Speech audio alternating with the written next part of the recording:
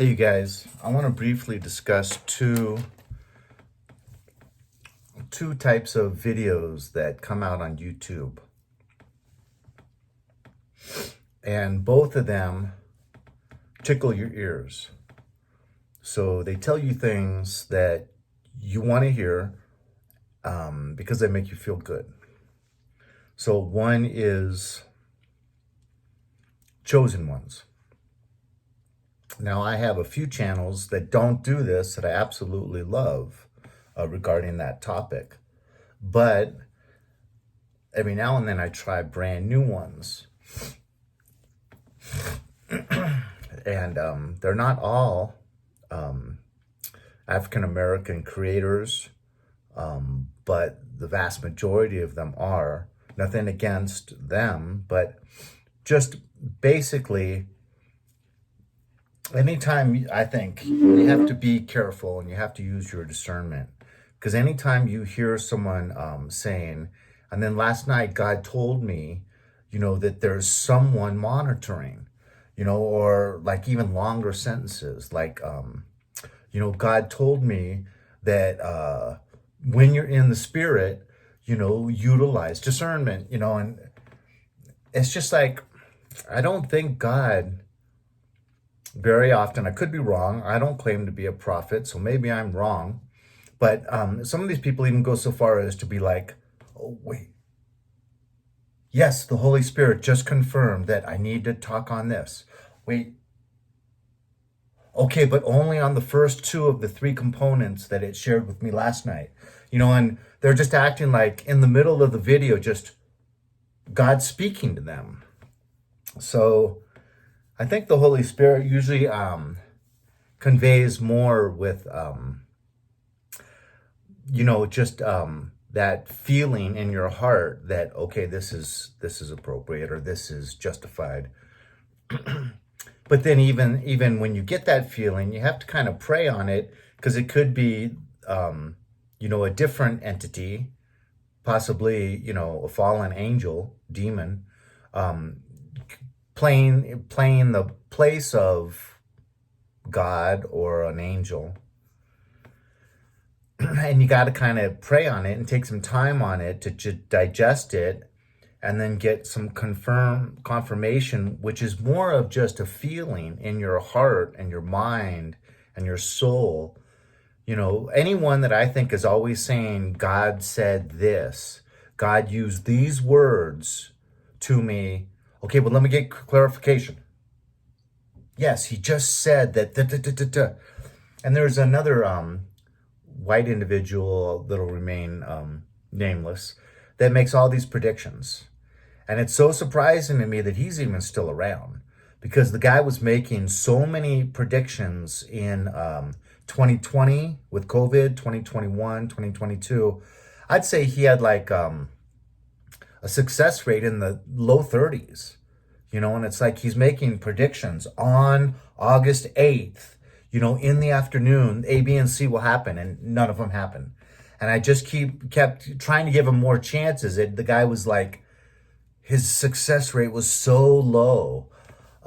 When he's saying, God is telling me A, B, and C is going to happen on August 8th, and none of them happen, I'm surprised people still follow him, that people still listen to him. But I think, people just want to believe what they want to believe. And if you say things that tickle their ears, they're going to just remember the very few times where you were spot on and just wash away and forget all the others. But, in the Old Testament, if you made one very specific prediction and it didn't come right, you were just written off as a false prophet and you weren't listened to anymore. And think about in the Old Testament how much God is irritated with people that say, this is what God told me, when it's not God telling them that. You have to be so careful if you're going to say straight out, God told me this, and you're trying to lead people a certain way by saying that, and it's not from God.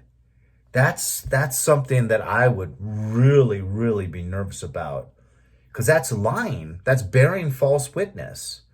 You're saying God told me this and he didn't tell you that.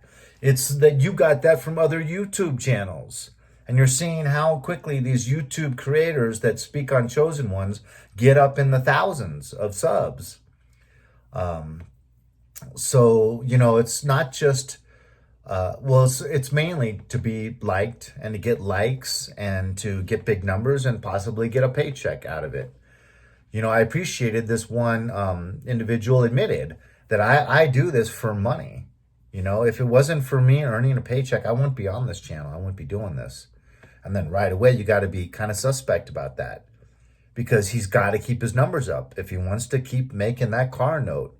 This individual I'm referring to right now, he's renting a beautiful, beautiful log cabin with several rooms upstairs. He's just one person. He's got this big, beautiful cabin with a shed in the back. He's got no neighbors. He's surrounded by a big grass meadow with forests all beyond that.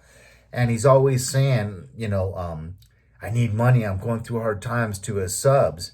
And then saying, thank you so much. I was able to get some food and eat. He's got a brand new car. So he's got a brand new car.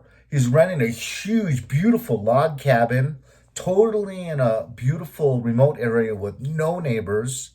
And he's asking for money to eat. You know what I mean? Kind of reminds me, I'm irritated because I saw this individual it looked like he was traveling through Flagstaff on his bicycle. And I started talking to him about that. And he comes from not a well-to-do family, but a fully homogenous family with parents and education. And I was in it. That's why we started talking. But he said, yeah, man, if you could help me out with anything, I'd really appreciate it. And I was like, oh, yeah, man. So I gave him $1. But then after I was giving him the $1, I'm looking at his really expensive, like waterproof pants. It's really expensive waterproof jacket and his really expensive bicycle. And then I see him at the waiting in line at the dispensary on like 420. He's on that date, so he's waiting to buy marijuana. And then I see him because I DoorDash at McDonald's a lot in the morning. I see him every morning, getting McDonald's. I can't afford McDonald's. I don't get McDonald's anymore, except for their coffee, 87 cents with tax. That's a pretty good deal, senior coffee. But sometimes I'll get the 2 for $5, like the breakfast sandwiches. But he's not getting the cheap, the 1 or 2 cheap items they still have. That's the only thing I get at McDonald's. This guy just gets whatever he wants. So he's, got all this expensive biking gear. He's got an extremely, probably more than a couple $1,000s on the bicycle. Looks brand new. And the guy's out panhandling every day. I feel like going up to him and going, hey, could you give me that $1 back? I think I need my money much more than you need it. I can't afford all this gear, this beautiful bicycle, or to eat expensive breakfasts at McDonald's every morning. I don't waste money on pot. So it's like, you just got to use your discernment. Of course, I'm not going to give that $1 back, but I think I'm going to approach him next time I see him with a sign up panhandling, and I'm going to tell him, you have no right to panhandle. Some of these people that are giving you money, they clearly need that money more than you. And just because he has a backpack and long hair and a mustache and a beard, people just immediately see him and think he's one of these homeless people. They all have bicycles. They all have backpacks. We have quite a few up here in Flagstaff because there's a mission that takes good care of them. So I guess it's warm enough now where he doesn't need to sleep there. But I'm sure he has a top of the line, like 3-season tent, The guy's living high on the hog, and he's got the nerve to go out there and panhandle. These people have that make videos on Chosen, maybe 40,000 subs, and that's their income, and they're tickling people's ears and saying that they have a direct telephone line to God. And anytime they want to, they can say, hold on, let me get clarification.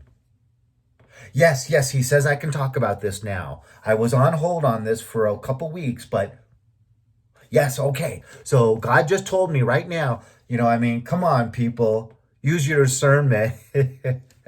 Hey, but I mean, I gave that dollar to that guy. Should have noticed that several $1,000 bicycle and the very expensive clothing he's got, all waterproof, very, very high tech Gore-Tex, modern stuff. Anyways, I just thought I'd make that video. Let me know what you think. Hit like or dislike. God bless.